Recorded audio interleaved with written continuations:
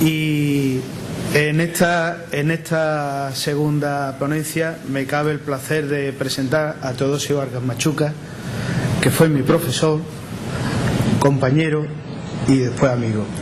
Don Teodosio pertenece, al igual que don Carlos Posada, a los pioneros de la historia en Ceuta, de la investigación histórica en Ceuta, y allá por los años 60, estos románticos de la investigación, y ya digo, pioneros, incluso pues se podía tachar con algún adjetivo un poco peyorativo, los majaras de la historia, de los que iban buscando cacharritos, de los que iban viendo papeles antiguos, pues Teodosio es de ese grupo, del cual nos sentimos muy orgullosos todos los que pertenecemos a Ceuta, y por supuesto yo creo que Ceuta le debe un gran reconocimiento, aunque ya el Instituto de Estudios Ceutíes se le ha hecho en varias ocasiones, porque personas como esta es lo que hacen que creamos en todo lo que hacen, y sobre todo creer en que la vida no es solo un materialismo, sino que hay una serie de personas que dejan por un sentido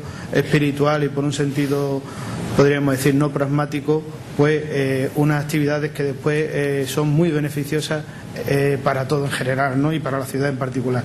Don Teodosio, como ya he dicho, ha sido profesor, es un investigador tanto de la ciudad como también la otra rama que él ha investigado también, podríamos decir, las dos ramas que por empatía y sobre todo por afinidad y por cariño, tanto Ceuta como sus patrias chicas como Jimena, es decir, que también es uno de los pioneros en la historia de Jimena. Yo, sin más, le voy a dar la palabra, y la ponencia va a versar sobre un personaje bastante interesante que fue don Francisco López Ballesteros, un personaje muy poco conocido en muchos ámbitos y por el público en general, pero con una gran trascendencia y del cual nos va a ilustrar, y creo que vamos a conocer algo más de este personaje. Don Teodosio, tiene usted la palabra. Buenas tardes. En primer lugar, agradecer a Manolo Cámara esta presentación tan cariñosa, tan afectiva, y que yo no creo merecer tanto. Yo siempre me he dedicado a la enseñanza, a la investigación, pero no como un trabajo, un esfuerzo, sino como un hobby. Todavía sigo investigando, todavía sigo. Esta misma tarde he corregido algunas cosas del general Ballesteros, y quiero decir también que él ha sido un alumno ejemplar, un alumno ideal, de los que a mí me ha gustado darle clase.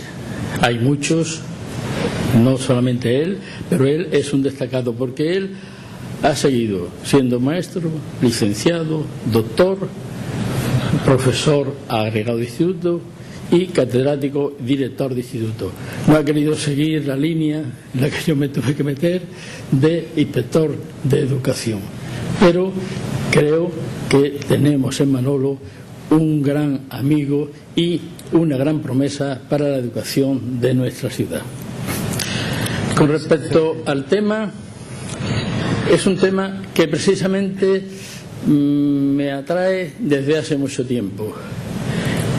En el año 55, haciendo una marcha a pie con botas altas en 2 días desde el Zócar Babe de Niasán hasta Rifien, vi lo que era caer agotado sin poder dar un paso.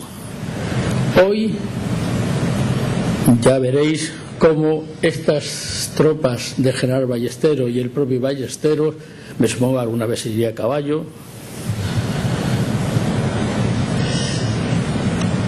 no solamente lo hacía, sino que al día siguiente tenía que partir a otro sitio.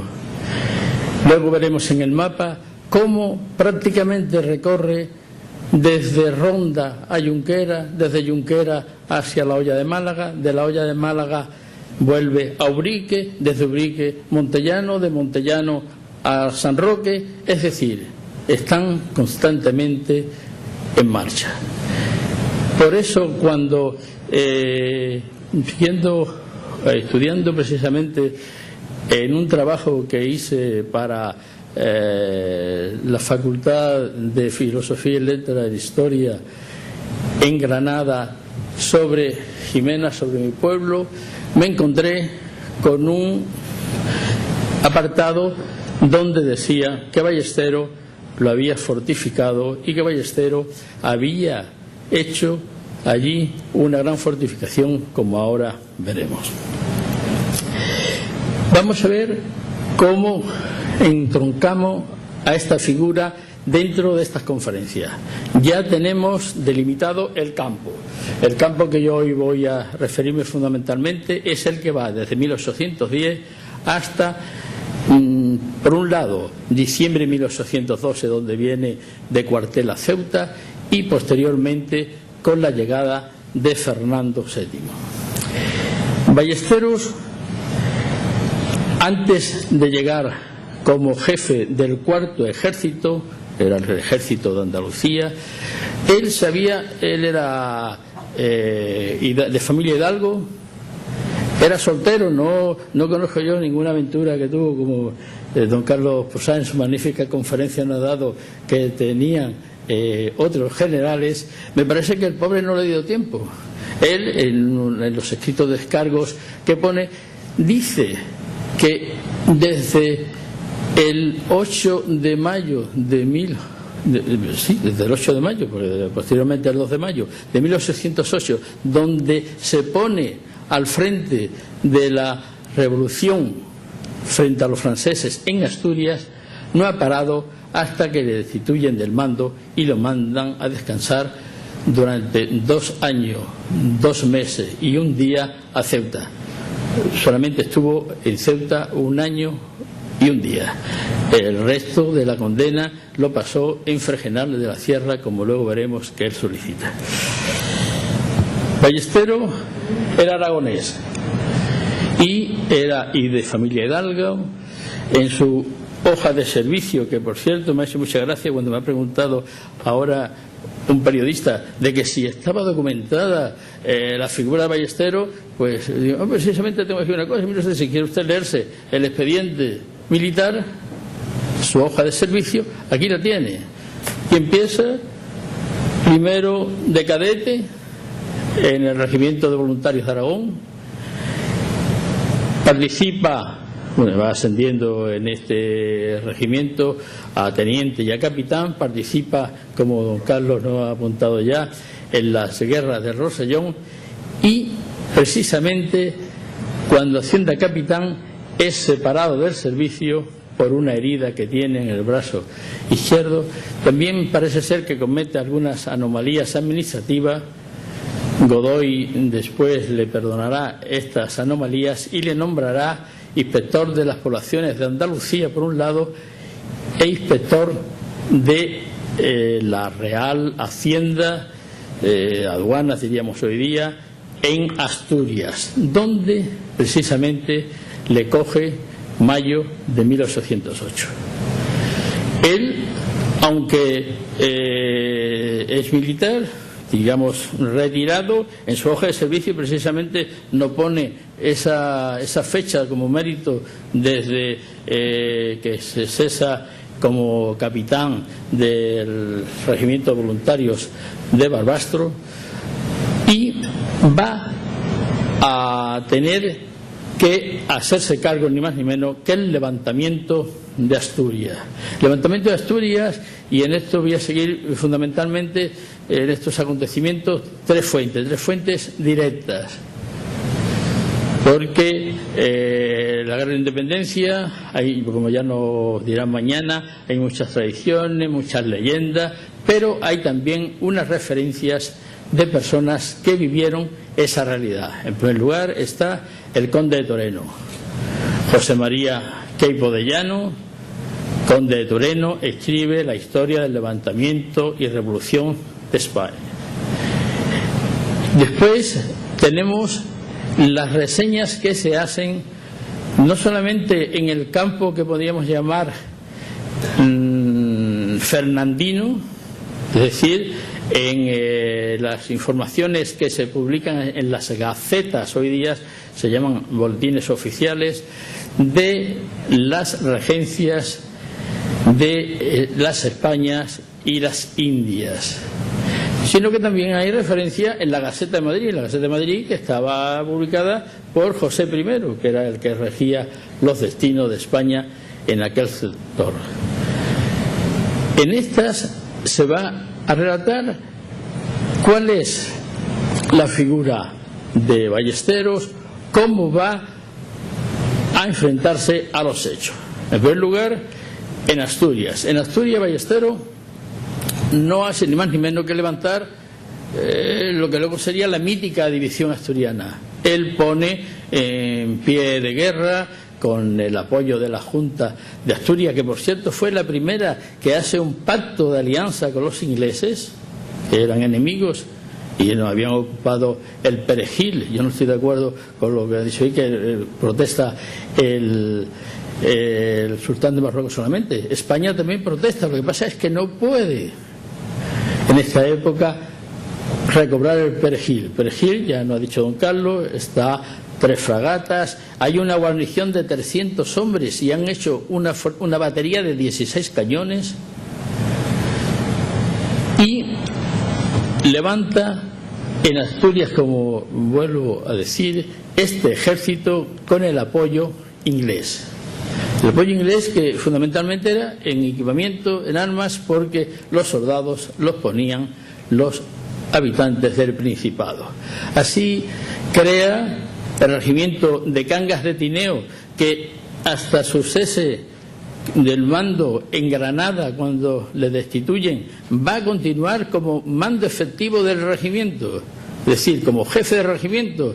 El teniente general en Granada va a tener también otros regimientos, como es el Lena, donde está un familiar suyo, el teniente coronel, acaba en esta época de la guerra, Jerónimo Valdés. Va a tener también el mando del regimiento Infiesto, Castropol, y a esto se le añade su antiguo regimiento de Barbastro.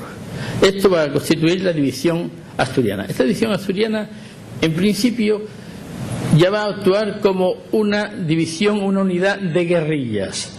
El ejército francés viene formado, actúa por un lado formando los cuadros con sus regimientos de línea, y por otro lado los ataques a las cargas de los regimientos de caballería. Frente a ello, los españoles van a buscar un terreno propicio para que no ser arrollados por esta máquina tan perfecta que era el ejército napoleónico.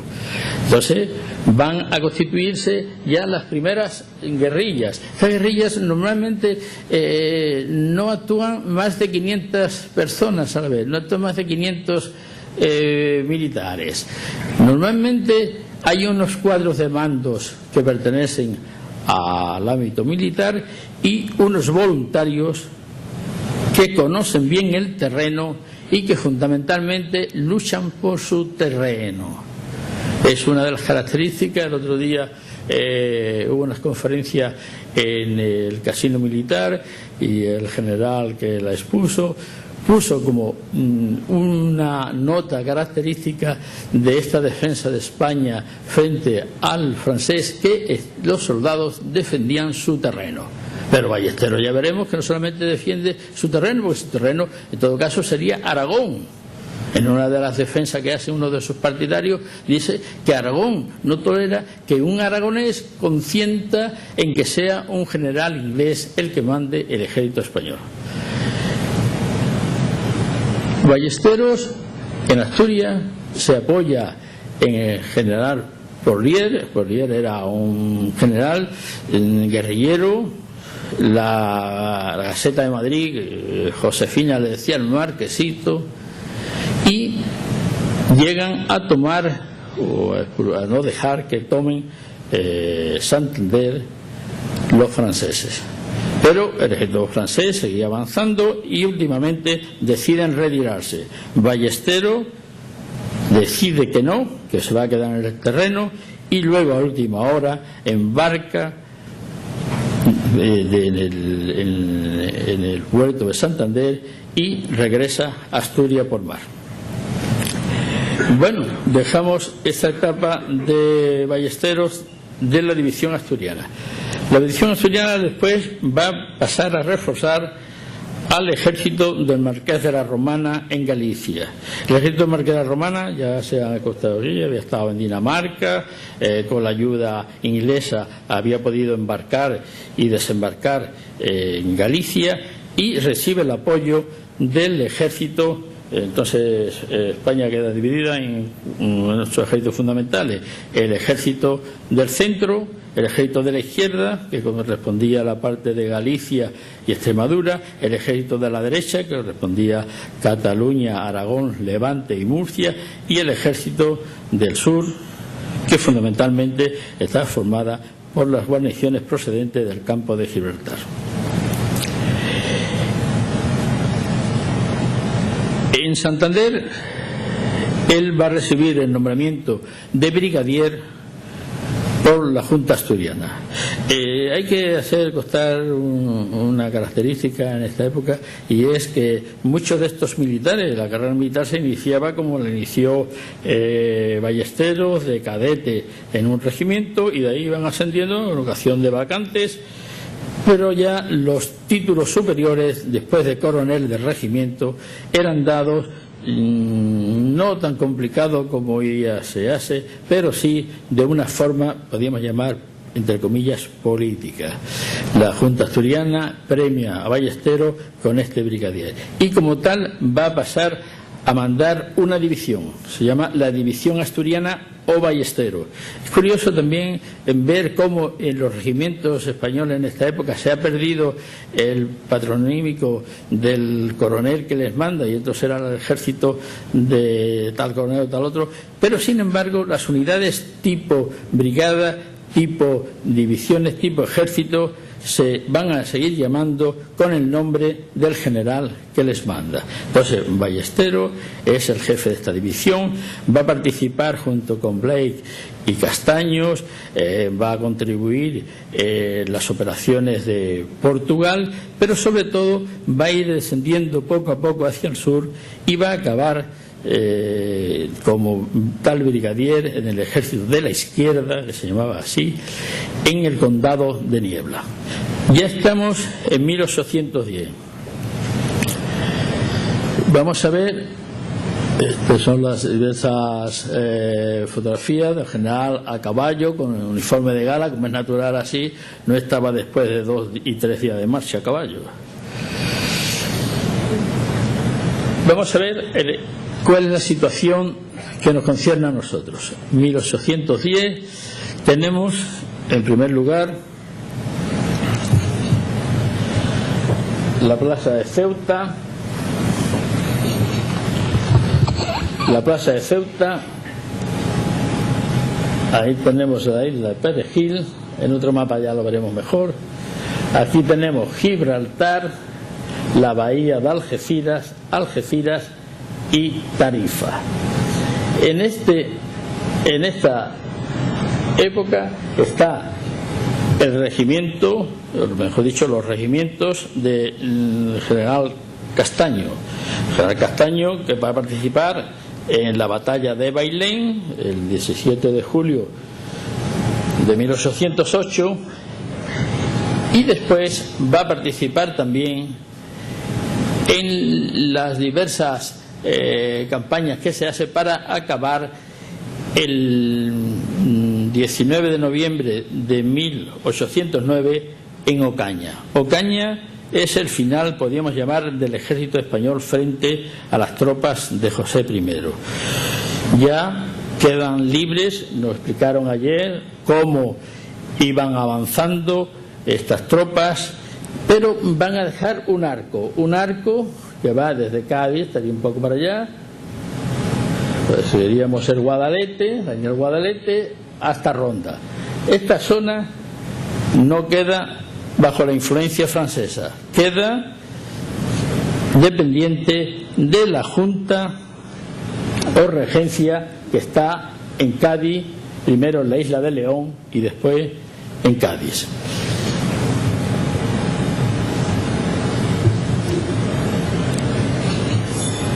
Mientras tanto, En el condado de Niebla, quedaría por aproximadamente hacia esa zona, no hay todavía una provincia llamada Huelva.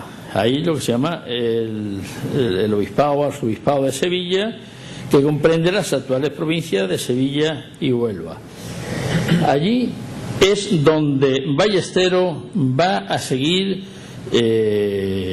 ejerciendo sus funciones de general, pero con este ejército con las características que hemos dicho de guerrilla. Estas características se fundamentan sobre todo, primero, no hacer frente al ejército francés, que cada vez que le hace oposición es rebasado por este, es expulsado y no tiene más remedio que retirarse defendiéndose.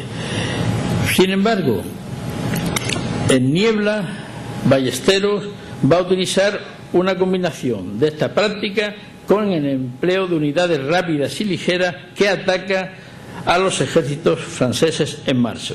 Así, en la batalla, yo la primera vez que vi el letrero me digo, esto es un error, pero luego ya caí. En la batalla de los Castillejos, en Villanueva de los Castillejos, es un pueblecito que hay en el condado de Niebla, en Huelva, Ballesteros va a derrotar ni más ni menos que al general Gazan, lo que obliga a los franceses a replegarse hacia Sevilla.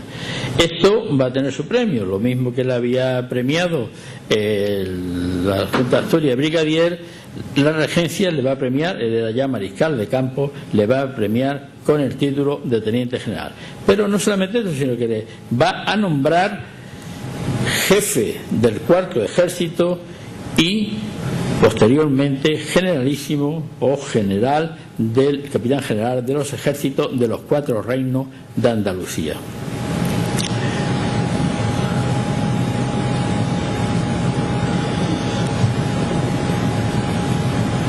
¿Qué comprendía este nombramiento? Comprendía una cosa muy curiosa, una cosa que tiene su importancia y no la tiene. Ya luego de esto nos hablará el señor Alarcón, y es que en Ceuta la guarnición al mando de su comandante general dependía directamente de la Secretaría de Guerra, Ministerio de Guerra en aquel momento. Pero al crearse el cuarto ejército se vincula el mando militar de Ceuta a Ballesteros de forma personal. Ballesteros no solamente es el jefe del cuarto ejército, sino que sigue siendo el comandante general de Ceuta, el comandante general del campo de Gibraltar, de la Serranía, y también una cosa muy curiosa, para no olvidar su antigua función de aduanero en Asturias, de subdelegado de Hacienda en el campo de Gibraltar, que también luego veremos en sus cargos cómo tiene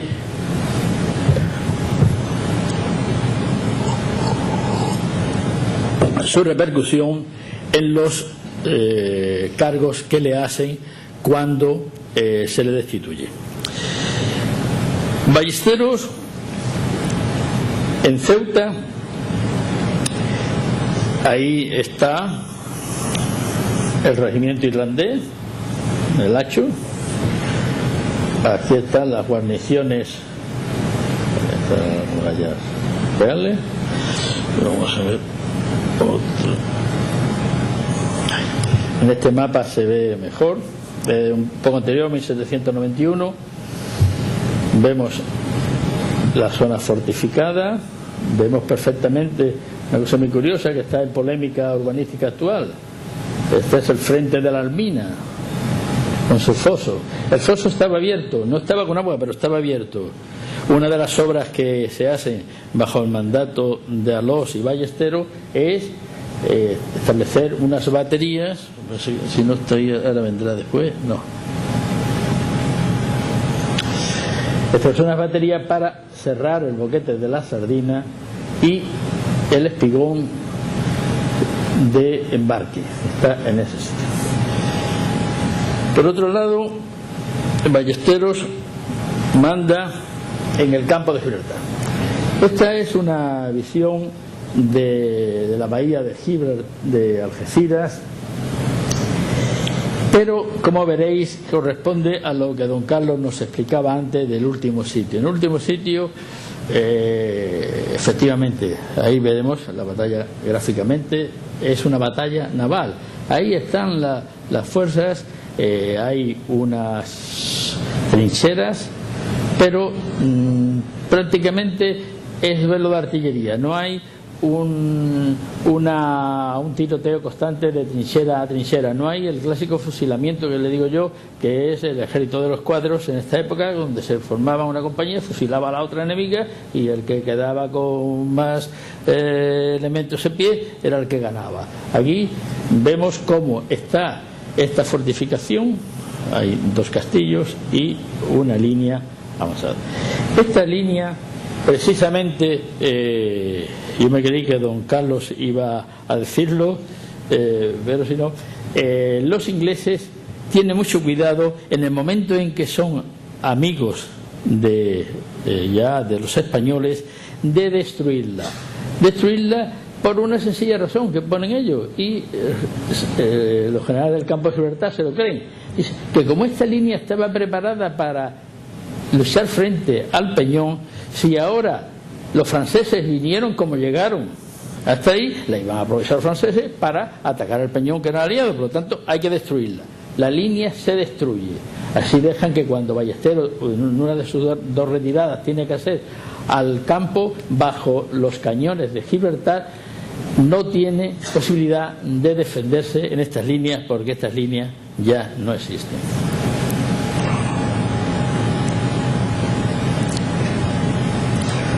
Ahí vemos la composición de una forma mejor.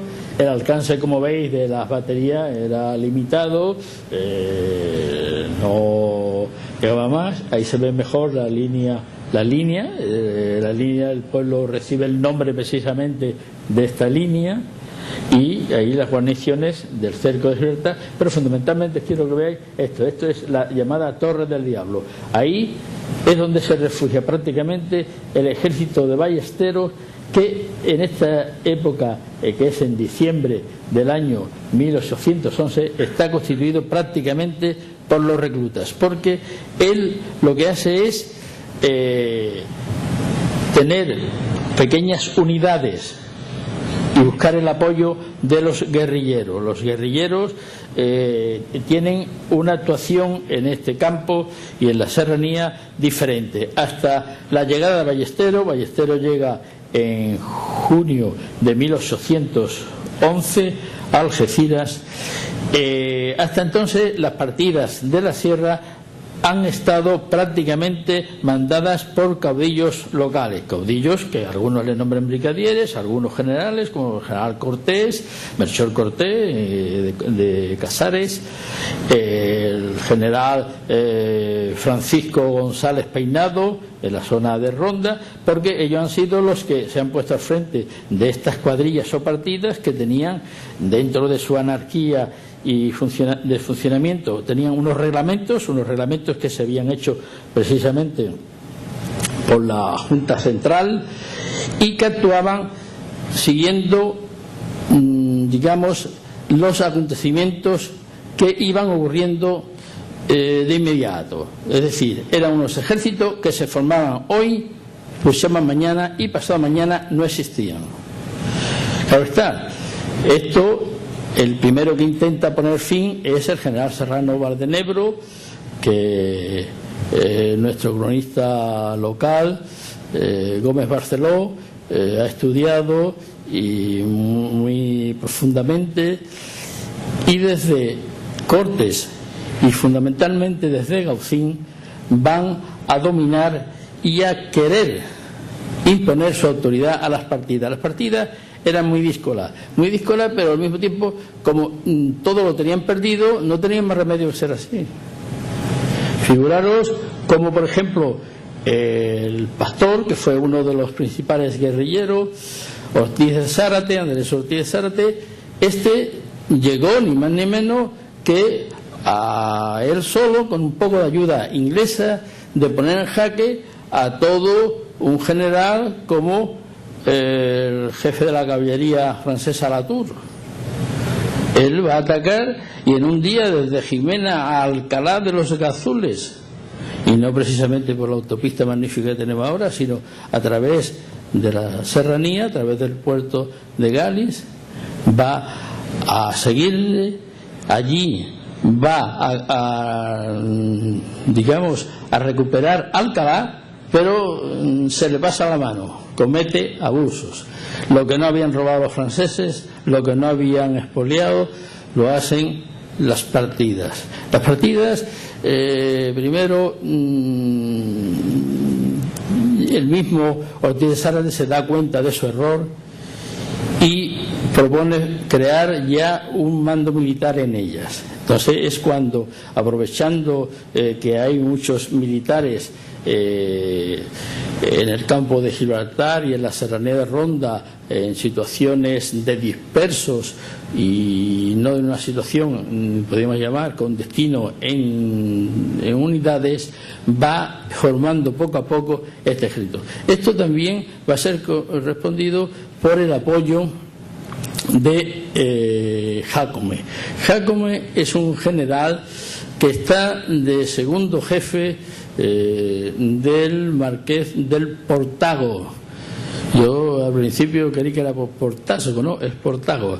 Este marqués estaba en esta época un poco enfermo y Jácome hace las veces de jefe interino, pero más bien él lo que hace es buscar el apoyo de Gibraltar, el apoyo de Gibraltar sobre todo en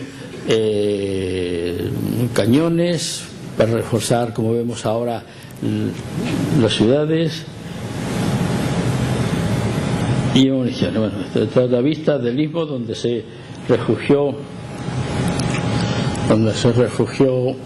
Torre del Diablo, está aquí, donde se refugió Ballester. Esto es el aeropuerto actual de Gibraltar. La frontera de Gibraltar era esta, no era esta. Esta la tomaron después con motivo de una peste que hubo en Gibraltar, establecieron aquí un hospital y después se quedaron.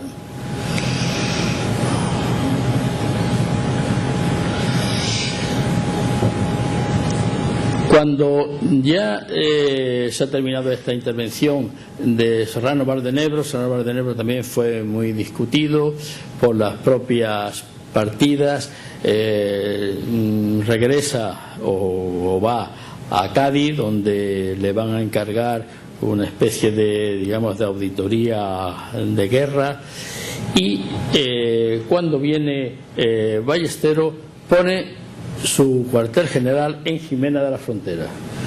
Ahí este es mi pueblo. He querido un poco perdonarme que haya puesto la entrada del castillo, que precisamente hicieron un equipo de trabajo de la cátedra de topografía de la Escuela de Ingenieros Técnicos de Sevilla.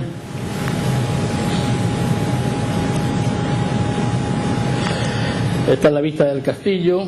El pueblo antes era solamente esto. Ahora actualmente ya está todo esto, en fin. Pero aquí dominaba perfectamente dos cosas. Primero, el camino que venía desde Gaucín hasta San Roque, el camino que iba hacia Alcalá de los Regazules y el camino por este lado que iba hacia Ubrique. Esta zona hay, como ya hemos dicho, el arco defensivo de Ballestero, que se basa, está un poco la imagen en otro posterior, vamos a ver, bueno, esto es ahora luego lo diré. Es una vista aérea del castillo de Jimena. Esto es lo que era hacia 1980 se hizo esta fotografía. Ballestero fundamentalmente allí va a fortificar. Primero lo inició Serrano Bardenebro, Lacy también dio normas para fortificarlas. La torre del homenaje se va a consolidar para asentar en ella artillería, y después se hacen estos dos murallones, lo vamos a ver ahora, y ahora veremos en la siguiente, ya se ve perfectamente está invertida en orden. Bueno, aquí tenemos el torreón del homenaje al castillo, las líneas de francotiradores, y se hace, esto era el palacio del administrador del duque de Medina Sidonia, que era el señor feudal, que todavía existía en esta época, y se hace esta fortificación artillada para proteger el acceso desde Ubrique y desde Gaucín.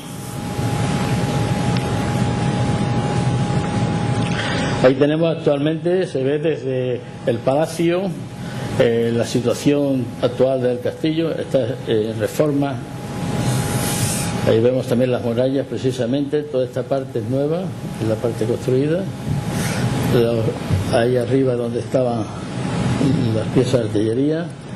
Ahí tenemos el parapeto, pues para fusileros, parapeto de fusileros para defender. Desde ahí se defendía perfectamente la entrada del castillo. Está la parte posterior del dibujo que hemos visto antes.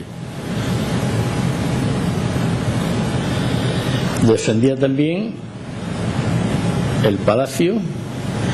Estos son, ahí hay ruinas romanas y después hay cisternas, aljibes y almacenes de la época musulmana. El castillo en su origen es musulmán, es del siglo XIII. El torreón del castillo, esta es la reproducción que hizo este equipo de la Universidad de Sevilla, donde se refuerza fundamentalmente, como en postería, el interior para las sesiones de las diversas plantas.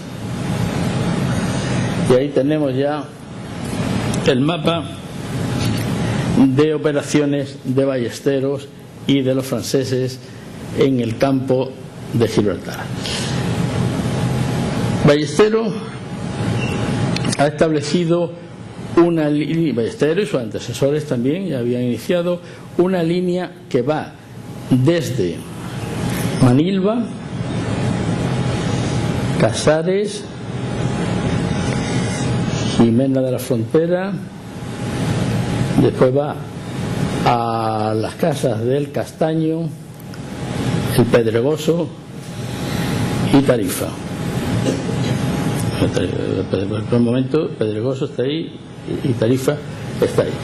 Como veis, es una zona montañosa, es el actual parque de los Alcornocales, y allí se le hace muy difícil a los franceses penetrar. ¿Por qué? Porque estas unidades pequeñas, vuelvo a repetir, basadas fundamentalmente en paisanos con el refuerzo de mandos militares, le atacan constantemente, pero de tal forma que no les permiten reacción. En el momento que reaccionan los franceses, desaparecen los atacantes. Los atacantes llegan al día siguiente al pueblo que esté más cercano, por ejemplo a Jimena, y se encuentran con que allí no hay nadie. Se encuentran con que en Jimena al día siguiente de este ataque, pues la población está 1.700 y pico de hombres entre el ejército y las partidas. Y se han ido a todos estos montes del Alcornocal, donde tienen puestos de mando provisionales construidos de corchos y de brezos. Es una cosa muy curiosa. Yo de pequeño he visto todavía este tipo de construcciones, la típica de los carboneros, que era un chozo de brezos cubierto un poco de muro de defensa, pero de 1 metro aproximadamente, un palo central, y sobre ello iban en el tablado de brezos. Y de corchos también, en los faenas de descorches que es la típica actividad forestal de esta zona. Los trabajadores van de 15 en 15 días y montan lo que ellos llaman unos atos o jatos. En estos atos se hacen una especie de pequeñas cuartitos de corcho que son aislantes tanto del calor como del frío, y allí tienen sus camas, sus camastros, y al lado tienen su cocina para comer. Y todavía estas cuadrillas de corcho llevan costos para 15 días. Hoy día ya no, porque hoy día hay casi todos pistas forestales y van en sus coches o en sus motos y duermen todos los días en su casa. Pero en esta época las partidas obraban igual, o sea, se iban 15 días y allí estaban. Si por ese desfiladero o ese camino pasaban los franceses, pues sus a ellos y a retirarnos y que no nos vean.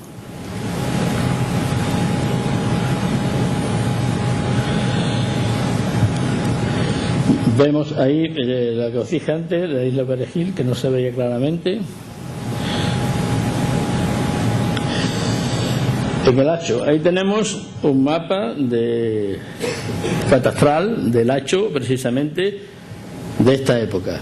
Ahí veis cómo está el castillo. En el castillo del Hacho no se hacen obras. Es raro, porque las obras únicas que se hacen en Ceuta son precisamente en el boquete de la Sardina y en las baterías que se ponen, los que hoy, hace muy poco, hemos reinaugurado, de la bajada desde el fortín de los mallorquines hacia la autopista.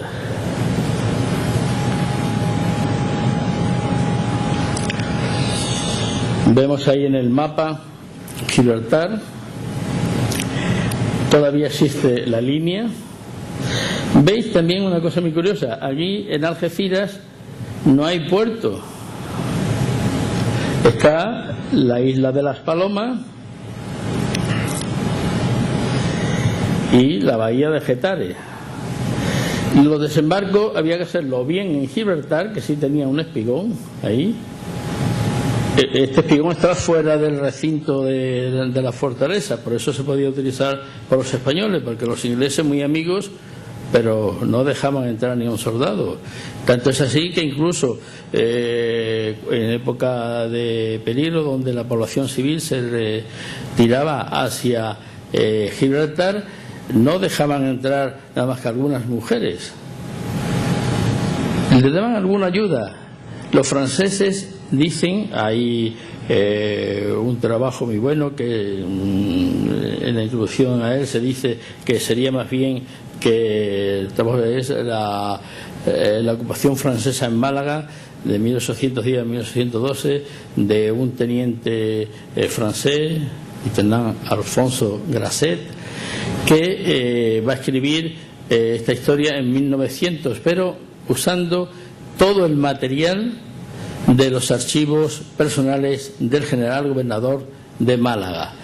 Entonces ahí se dice que los ingleses le niegan a Ballester y a sus tropas, cuando está refugiado y los franceses están allí, ahí, y los españoles ahí, no se atreven los franceses a llegar aquí.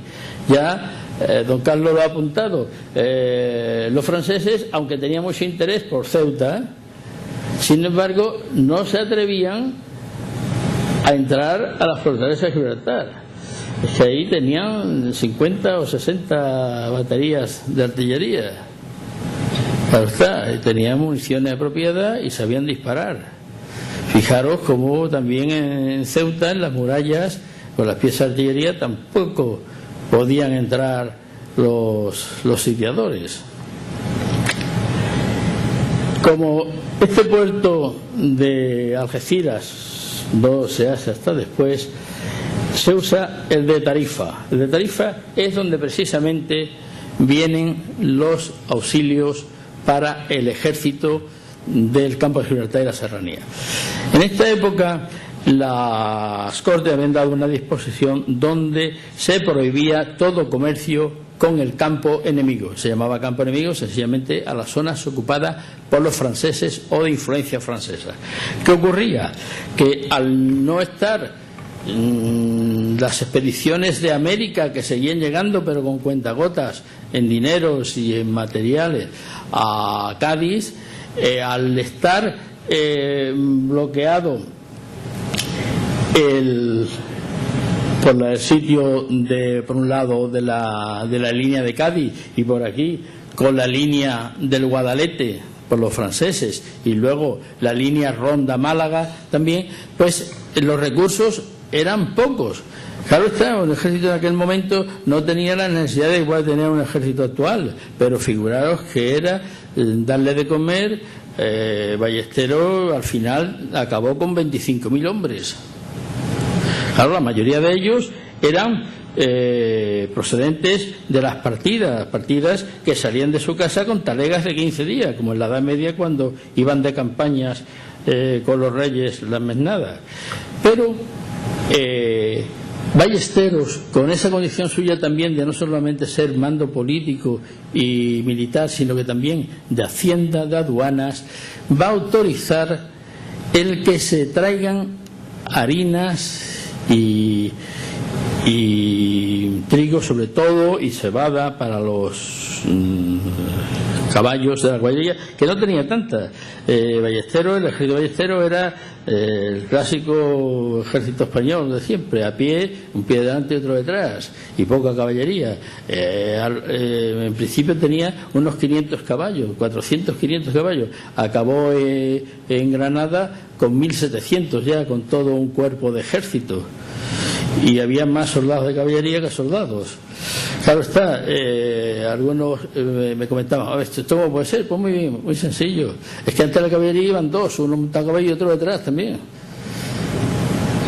Pie a tierra, uno se quedaba con el caballo, cogía a 2 o 3 compañeros que le dejaban el caballo y todos los demás se ponían a actuar como infantes.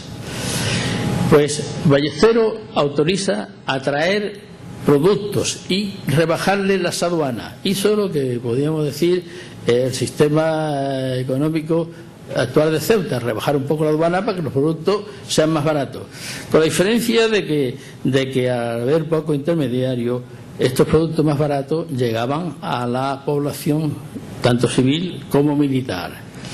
Hoy día estos productos, por el sistema de comercio, pues estas deducciones arancelarias se disuelven un poco en el aire y no se nota precisamente. Ballesteros por esto va a ser reprendido. Bueno,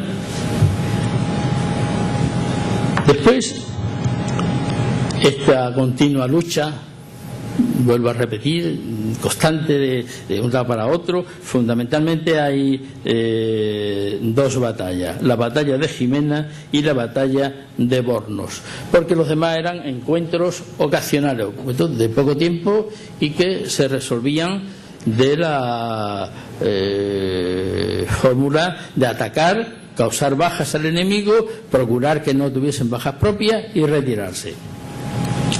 En cambio, en Jimena, la batalla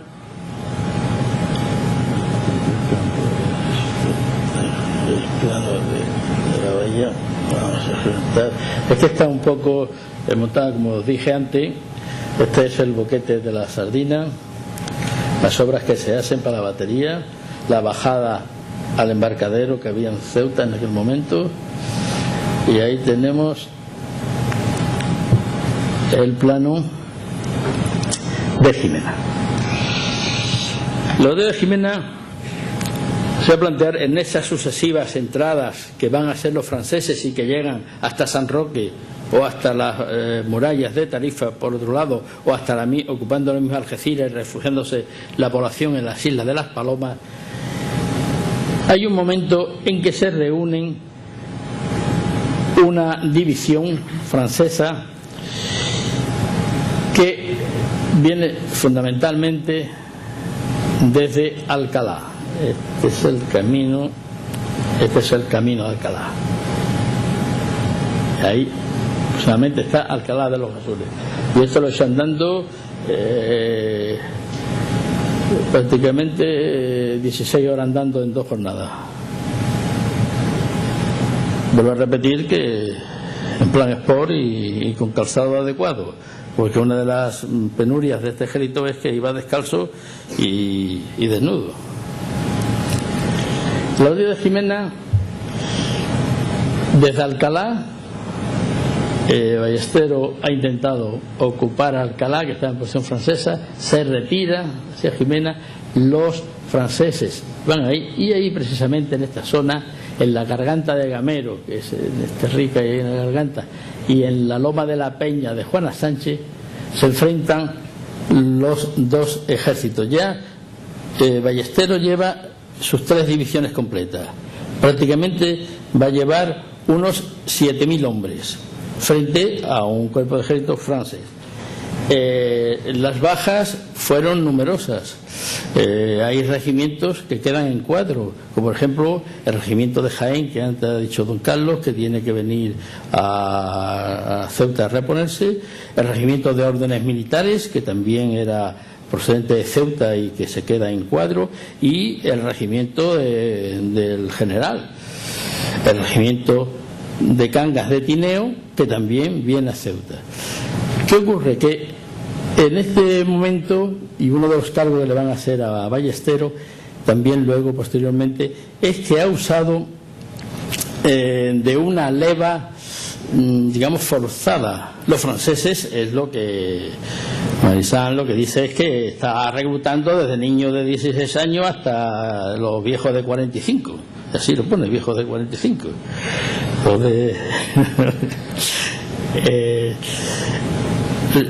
Entonces, también ocurre que el ejército español que había sido derrotado en Ocaña, se queda prácticamente cada uno por su cuenta. Son los dispersos. Estos dispersos se recogen también, y la regencia da una orden que estos dispersos, si son desertores, se manden a Ceuta, donde por su sistema especial de prisión militar, prisión en el doble sentido, tanto de prisión militar como de prisión como guarnición de tropas, van a cubrir, pues se le ofrecen, o te quedas aquí prisionero o vuelve a ser soldado en estos regimientos.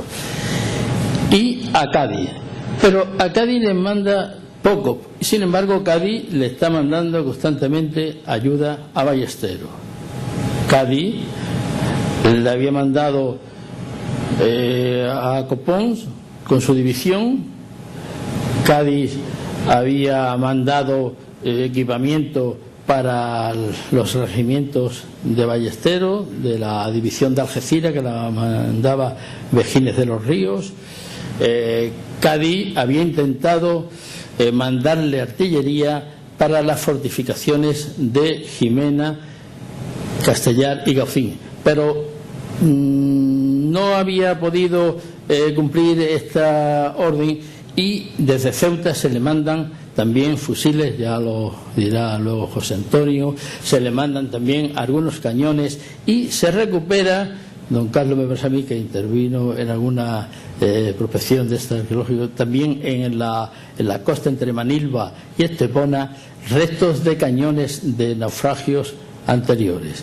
Y todo esto se lleva, como en la película tan famosa del cañón de Zaragoza, se lleva por caminos especiales que hacen los zapadores y por artilugios especiales desde la costa, y se suben hasta Casares por un lado, y por otro lado se va a artillar desde Ceuta, Castellar y Jimena.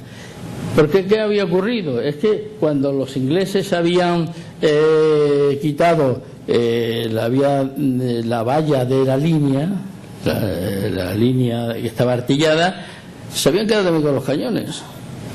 Se había retirado algunos a Jimena de la Frontera. En Jimena de la Frontera existía una fábrica que se había hecho no de cañones, de bombas. De bomba era la munición que disparaban estos cañones.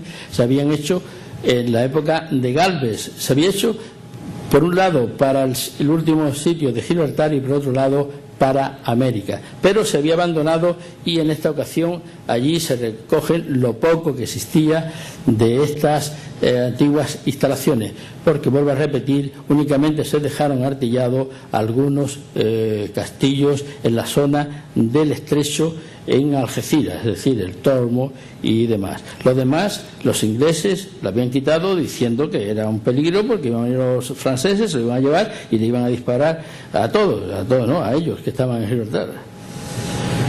Bueno, ya estamos. Bueno, entonces vamos a ver terminando. Luego la batalla de Bornos también sufrió otro ataque de Ballesteros con todas sus divisiones, y aunque quedó en tablas porque causó muchas bajas a las divisiones francesas, sin embargo se quedó prácticamente en cuadro.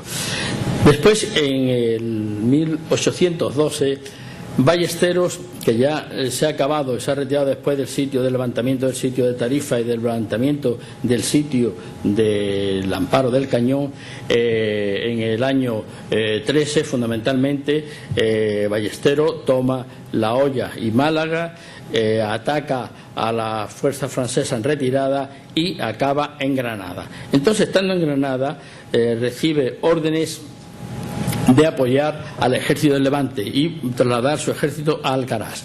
Pero esto coincide con el nombramiento de Lord Wellington, duque de Ciudad Rodrigo y señor del Soto de Roma, es un antiguo señorío que existe cerca de Granada, para el mando del ejército.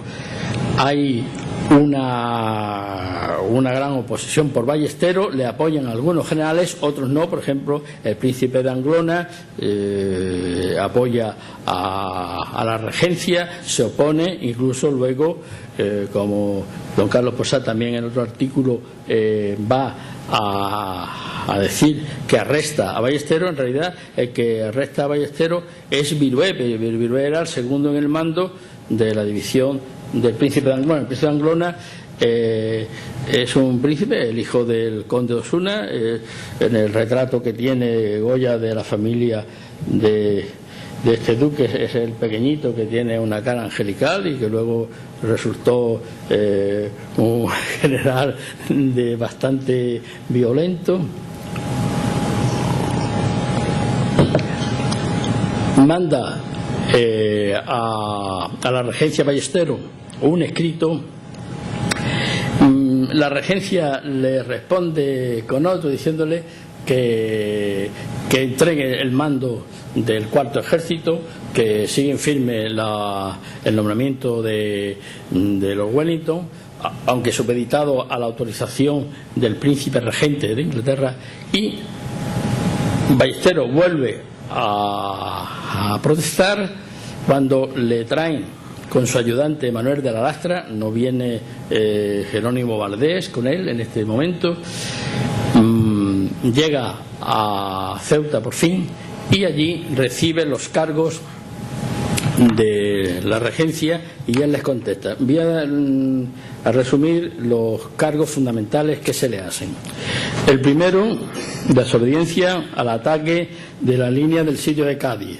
Precisamente un poco antes de la batalla de Bornos le había con ocasión de que los franceses de la línea de sitio tienen que acudir a Badajoz y al campo de Ciudad Rodrigo. La regencia cree que es oportuno un ataque de las tropas de Ballesteros. Esto se hace por las tropas que hay en Tarifa, pero Ballesteros, en lugar de ir y atacar, va a atacar Araal y Utrera.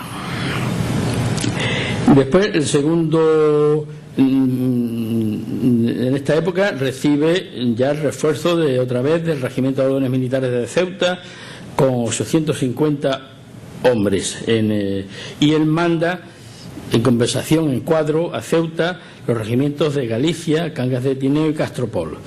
El segundo cargo que se le hace es de haber permitido en la aduana de Algeciras introducir harinas y alimentos sin ningún derecho. Él se opone a esto diciendo de que era mejor dejar morir de hambre al ejército y a los ciudadanos de la comarca, o no cobrar estos impuestos que vienen del enemigo. Establece una especie de comedores de sopas económicas En el mismo Ceuta ocurre esto mismo, hay una gran escasez de víveres porque no pueden llegar a la afluencia de estos alimentos. Después, ¿de qué dejan el trato? De quejan el trato a sus subordinados y a las autoridades del campo de serranía. Ballesteros no se anda con chiquitas en sus órdenes. Él ordena la leva, él ordena que las autoridades civiles, después de haber proclamado solemnemente la Constitución, como magníficamente estudió don Carlos Posada también en otro trabajo publicado en la revista Almoraima del campo de Gibraltar, va a exigirles que hagan estos deberes.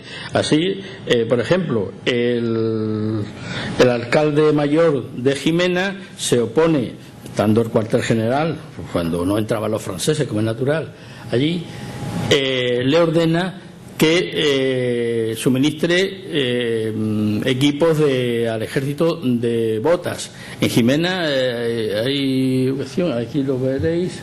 Está rodeado de Tenerife. Bueno, vamos. Venga.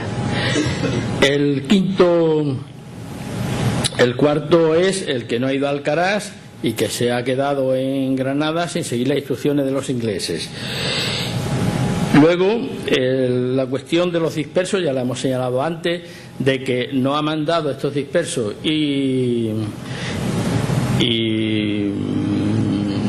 como es natural, recibiendo las órdenes, a Cádiz ni a Ceuta, sino que se ha quedado con ellos, y con ellos precisamente Valdés constituye un regimiento entero del segundo de la milicia de Ronda con casi 1.500 hombres. Y por último, el no haber obedecido al general Lord Wellington. Se le forma este consejo, se le nombra al general Abadía fiscal de él. La condena son, como hemos dicho al principio, 2 años, 2 meses y 1 día, de los cuales está 1 año y 1 día en Ceuta y el resto en Fregenal de la Nación. Nada más, porque el tiempo ya no me deja.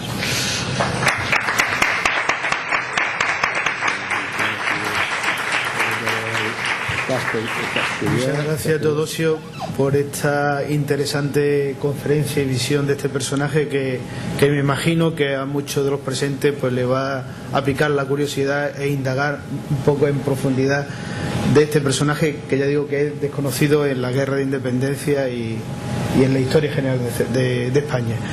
Y sin más, pues vamos a pasar al turno de preguntas por parte del público. A ver quién quiere hacer una pregunta o quiere complementar un poco la explicación que ha efectuado el profesor Teodosio.